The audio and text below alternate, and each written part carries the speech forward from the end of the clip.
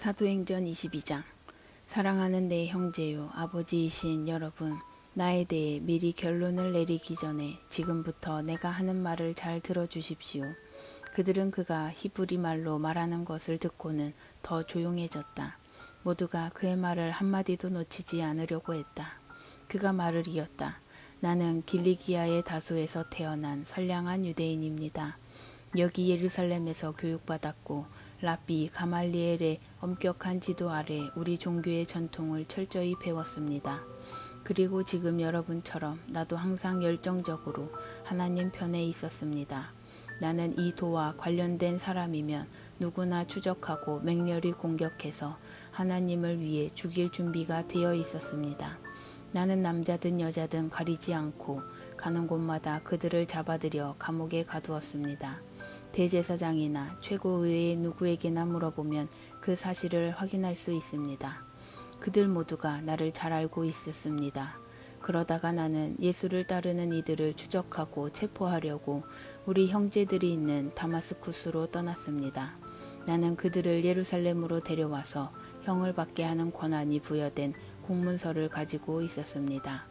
정오쯤 다마스쿠스 외곽에 이르렀을 때 하늘에서 눈부신 빛이 강하게 비쳤습니다. 나는 바닥에 쓰러졌고 시야가 흐려졌습니다.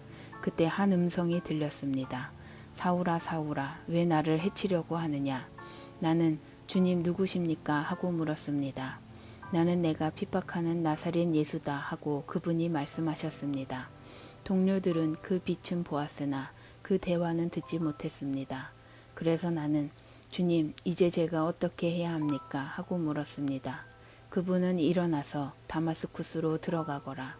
앞으로 내가 해야 할 일을 말해줄 사람이 거기에 있다고 말씀하셨습니다. 그래서 우리는 다마스쿠스로 들어갔습니다.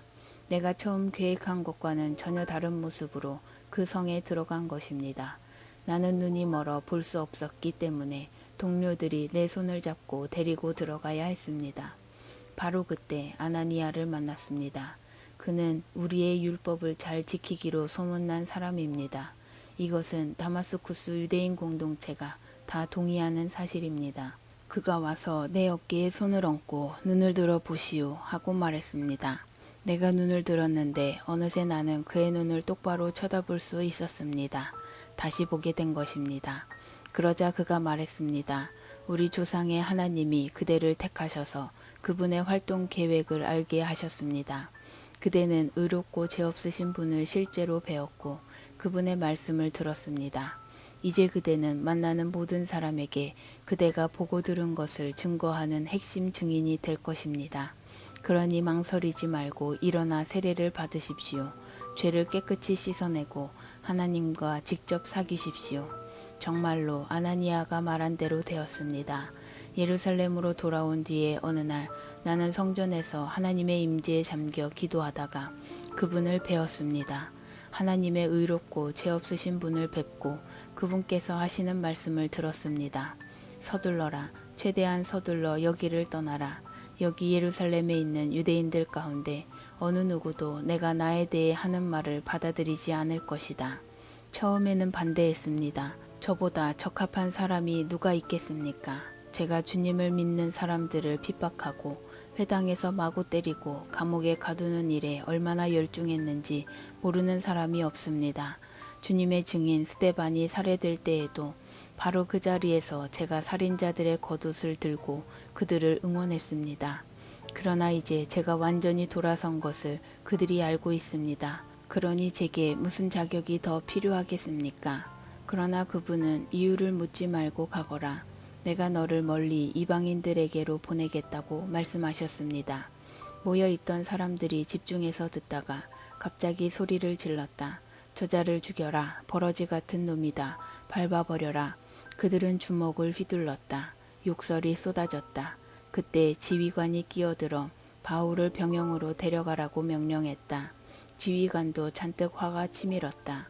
그는 이 일의 진상을 규명하기 위해 바울을 고문하고 신문하기로 결심했다.